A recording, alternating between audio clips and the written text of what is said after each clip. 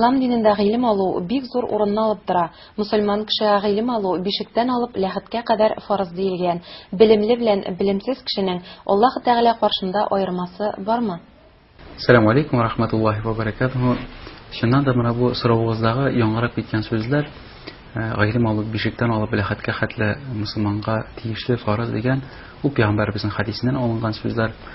Аның гарәпчәсе талибул илми фаризатун аля кулли муслимин минал махди илал лахди дип әйтелә. Һәм бу хадисның үзе менә бу гыйлем алуның нинди олы дәрәҗәдә икәнлеген күрсәтә. Гомумән әгәр дә без хәтта менә Коръән китабын ала торган булсак та пәйгамбәрбезгә иңгән беренче сүз ул укы дип әйтте Аллаһ Тәгалә, Иқра диде. Галак сурасының беренче аяты. Хәтта пәйгамбәрбез бернинди язарга, укырга белмәгән кешегә Аллаһ Тәгалә беренче әмер итеп намаз укы димәде, садака бир димәде, барып бер изгелек эшлә димәде, укы диде. Һәм Аллаһ Тәгалә безнең тормышыбызны да гомумән булай алганда тормышыбызны гыйлем белән бәйләп куйган адәм баласының. Гыйлемсез бер эшендә эшләп булмый, хәтта гаилә корып та булмый, бит инде тормышында алып барып булмый. Шуңа күрә дә менә бу дини гыйлемгә килә торган булсак, ул инде иң олы дәрәҗәдә тора. Нигә дигәндә, Аллаһ Тәгалә Коръән Кәримдә бит әйтә инде: "Мин адәм балаларын һәм җиннәрне яраттым, юктан бар иттем, алар миңа гыйбадәт кылсыннар өчен" ди. Гыйбадәт кылу ул дөрес булырга тиеш, аны кеше белергә тиеш. Чөнки белмәсә ул бөтенләй икенче агымнарга, икенче кирәк булмаган, яисә бузык булган нәрсәләргә алып китәргә мөмкин. Кеше менә бу үзенең рухи эзләүләре белән. Гыйлемнең дәрәҗәсе ислам динендә кешенең тормышында бик олы дәрәҗәдә тора. Хөрмәтле Әнвәр хәзрәт, рәхим итеп әйтегез әле, гыйлем алуның ислам динендәге хөкеме ниндидер дөньяви максатны гына күз алдында тотып өйрәнелгән гыйлем дөрес буламы? Бу сорауга да җавапны шул пәйгамбәрбезнең хадисеннән алып була. Кыямәт көнендә пәйгамбәрбез әйтә, иң беренчеләрдән булып җәһәннәм утына аягыннан сүрәлеп, аягыннан тотылып, бите белән җирдән сүрәленеп 3 кеше атыла. Шуларның берсе бай кеше ди, кайсысы үзенең байлыгыннан күп хәйрия эшләрендә катнашкан, садакалар биргән. Икенчесе шаһид, ягъни Аллаһ сугышында Аллаһ өчен дип сугышта үлгән ди. Һәм өченчесе галим ди. Үзе Коръәнне өйрәнгән һәм кешеләргә ул Коръәнне өйрәткән. Ни өчен дигәндә, шул хадисның дәвамында әйтелеп китә, менә шул галимлеген ала торган булсак, Аллаһ Тәгалә әйтә: "Син аны кеше арасында дәрәҗәгә ирешер өчен ди, аны укыдың ди. Син ялганчы ди. Син аны минем ризалыгым өчен өйрәнмәдең ул гыйлемне" ди. Шуңа күрә дә гыйлемнең иң беренче аның максаты кеше шәхсән үзе Аллаһны таныр өчен уларны өйрәнергә тиеш. Кеше үзен төзәтер өчен өйрәнергә тиеш. Кеше үзенең тирә-яктагы кешеләргә изгелек китерер өчен ул гыйлемне өйрәнергә тиеш. Әлбәттә инде әгәр дә ул мәсәлән ул ахират гыйлеменә килгәндә, дөньяви гыйлемнәрне килгәндә, ул шулай ук әгәр дә ул дөньяви гыйлем кеше тегә ничектер үзен генә күтәрер өчен, үзе генә байып китер өчен итә икән, ул гыйлемдә аның файдасына караганда зарар күбрәк була. Хәтта дөньяви гыйлемнәрдә инде ул менә шул Аллаһ ризалыгы өчен, җәмгыятькә, кешеләргә файда китерер өчен булырга тиеш. Әнвәр хәзрәт, рәхим итеп әйтегез әле, гыйлем иясенең һәм гыйлем алучының әдәпләре хакында да. Гыйлем өйрәтүче һәм гыйлем алучыларга килгәндә, аларның әдәп әхлакларына килгәндә, ниндирәк тәртиптә булуына килгәндә, әлбәттә беренче чиратта гыйлем бирүче иң беренче чиратта ул үзенә таләпчән булырга тиеш. Менә ислам күзлегеннән караганда, галим ул ниндидер бер теге диссертацияны защищать итәлгән кеше түгел. Галим ул үзенең тормышында ислам буенча яши белгән кеше. Һәм менә мәсәлән бүгенге көнне теге информация чыганаклары бик күп бит инде. Интернет булсын, китаплар булсын, ул теге гәҗитләр булсын, һәм гомумән караганда бәлки күп кеше бүгенге заманда элегрәк теге безнең әби-бабайларыбызга караганда да диннән күп нәрсәләрне белә кебек. Ләкин ул белү аларга бер файда китерми. Ә менә ул безнең әби-бабайларыбызны карасак, бәлки аларның йортларында шул 1-2 китап булгандыр. Коръән китабы, Коръән тәфсире булгандыр, бәлки галим сәни шуның янында булгандыр. Ләкин аңа карамастан алар чын галимнәр булганнар, чөнки алар моны шул дини китапларындагы һәрбер хәрефен, һәрбер сүзен, һәрбер җөмләсен үзенең тормышына керткәннәр. Һәм менә мәсәлән сахабалар турында да китерелә. Умар разыяллаһу анһу, аның улы Абдулла Бакара сүрәсен ятлаган булганнар. Бакара сүрәсен ничәмә еллар ятлаганнар. Берсе 9 ел, берсе 11 ел ятлаган.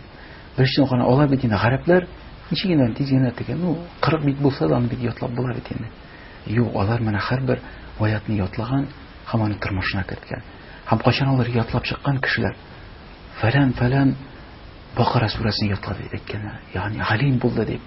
Безнең бүгенге көндә теге кайсы бер кешегә Аллаһ Тәала гыйлем түгел зиһенне бирә, ул берничә китап ятлап чыга да, ул ятлап чыкканнары белән теге үзе дә гамәл итми, файда китерми, хәтта зарар китереп йөрүчеләр бар. Гыйлем алучыга килгәндә, менә безнең бит инде мәчетләргә, дәресләргә йөргәндә кайсы апалар, кайсы абыйлар инде күп еллар йөриләр. Кайсы бер вакытны булырга мөмкин, менә яшьрәк җегетләр, апалар килеп дәрес бирәләр. Менә гыйлем алырга килгән кеше, хәтта теге яшь кешенең ялгышганын күрә икән, ялгышып китте каядыр. Ул гыйлем алырга килде, ул өйрәтергә килмәде. Менә безнең кызганыч кайсы вакытны менә шундый җирләрдә инде әз генә нәрсәләр үзе артыграк белгән нәрсә булса, тиз генә шуны кыстырырга тырыша кеше. Менә ул гыйлем алуның әхлагына, әдәбенә туры килми. Гыйлем алучы кеше ул хөрмәт итәргә тиеш.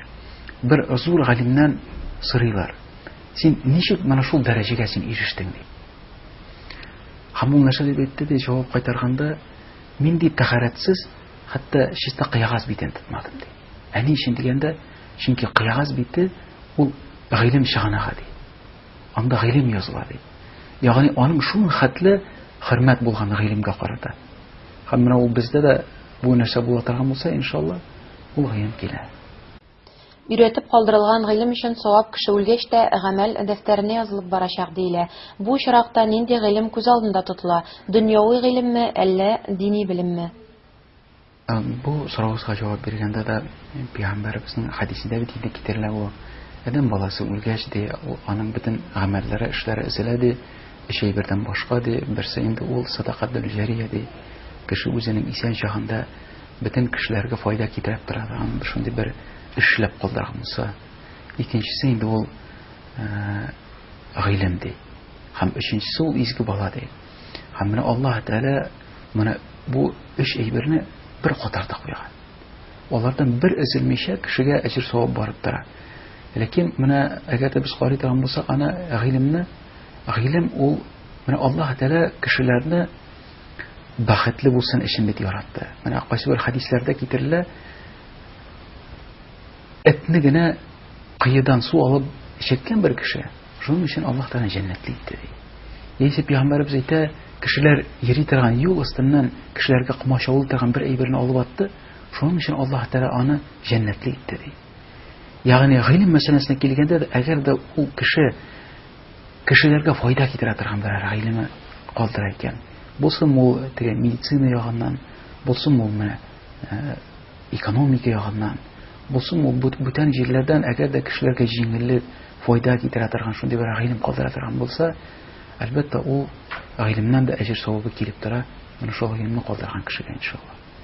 Һәм инде ахырдан шуны әйтеп китәсе килә, гыйлем ул шундый әйбер, ул теге хирургның кулындагы пычак кебек бит инде. Әгәр дә аның белән кеше дөрес куллана белсә, ул аның белән кешене дәвалый, җәмгыятькә файда китерә, җәмгыятьтәге булган төрле чирләрне, авыруларны дәваларга мөмкин. Ләкин әгәр дә бу гыйлем дөрес кулланмый икән, берәр җинаятьченең кулындагы пычак кебек булса, ул аның белән күп явызлыкка да китерә мөмкин. Күп әшәкелеккә дә китерә мөмкин. Шуңа күрәдән дә менә кайчан кешенең менә бигрәк тә бүгенге көнне күреп торабыз, дөньядагы булып яткан хәлләр, шул гыйлем белән кулланалар бит инде. Кешеләргә ниндидер дәлил китереп, ниндидер Коръән аятларының өзеген генә алып, Пәйгамбәребезнең әйткән сүзләренең бер өлешен генә алып, кешеләрнең башларына кертәләр шуны. Менә ул дин дип өйрәтәләр, һәм шуның нәтиҗәсендә кешеләр башкаларны рәнҗетәләр, үтерәләр, талыйлар. Әлбәттә, гыйлем алырга килгәндә, беренче чиратта кеше ни өчен ул гыйлем кирәк икәнлеген өйрәнергә тиеш. Менә күп вакытны бит тоталар да укый башлар. Менә бу китапта булай язылган ди. Ни өчен ул кирәк, кеше белми. Менә бит намазны кеше укырга башлаганда да, әгәр дә ни өчен ул намазын укыганын белми икән, аның бер әҗре, файдасы булмый. Дога кылганда да син кулыңны күтәреп, теге бөтен гарәп телендәге бөтен догаларны ятлап бетереп тә, нәрсә дога кылып утырганын белмәсәң, аның бернинди файдасы булмый. Шуңа күрә дә гыйлемне алыр алдыннан без гыйлем бирүчеләр инде кем менә өйрәтә кешеләрне, беренче чиратта өйрәтергә кирәк. Ни өчен бу гыйлем кирәк? Аның җавабы гади. Пәйгамбәребездән сорадылар: "Я Расулулла, ни өчен син бу җиргә җибәрелдең?" дигәндә, ул кешеләрнең әдәп ахлакларын төзәтер өчен диде. Ягъни гыйлем алу ул кешене төзәтер өчен булырга тиеш. Иң беренче чиратта кешенең үзен. Әгәр дә менә мин нәрсәдә өйрәнәм икән, мин үземне төзәтергә тиеш. Үземнең кимчелекләрен төзәтергә тиеш. Һәм мин моны шул дин буенча яшәргә тырышырга кирәк. Кызганыч, бүген кайсы бер вакытны кешеләр тегесе монысын ала да үзенә карата динне, теге үзенә ошаган аятларны чүпләп алып, динне үзенә карата ягышлы ясарга тырыша. Ул дөрес түгел. Инде һәр хәлдә без мусламаннар беләбез, менә бу дөньядагы булып яткан хәлләр ул берничек исламнан түгел, чөнки ул җинаятьчеләр, ул әшәкелек эшләүче менә бу террористлар дип әйтик, алар беренче чиратта мусламаннарны үтерәләр. Алар мусламан хатыннарын, мусламан кызларын үзләренә кыллыкка алалар. Аларны кимсетәләр, аларны мыскыл итәләр. Алар менә шул мусламаннарның дөнья мөлкәтләрен хаксыз алалар. Чөнки ул Сирия якларында, Гарәп илләрендә, Ирак булсынмы, Ливан җирләрендә булсынмы, анда күпчелек мусламан халыклары бит. Алар менә шуларның җирләрендә мусламаннарны үтереп, шул әйбер белән кулланалар. Әлбәттә, бу ислам гыйлеме түгел. Бу Аллаһның безгә биргән Коръәннән чыккан гыйлеме түгел. Бу шайтан гыйлеме. Бу даҗҗал гыйлеме. Бу кафирләрнең гыйлеме. Һәм без аннан ерак булырга кирәк. Без аннан үзебезне, балаларыбызны, үзебезнең ватандашларыбызны сакларга тиешбез иншаллах. Ассаламу алейкум ва рахматуллахи ва баракатуһ.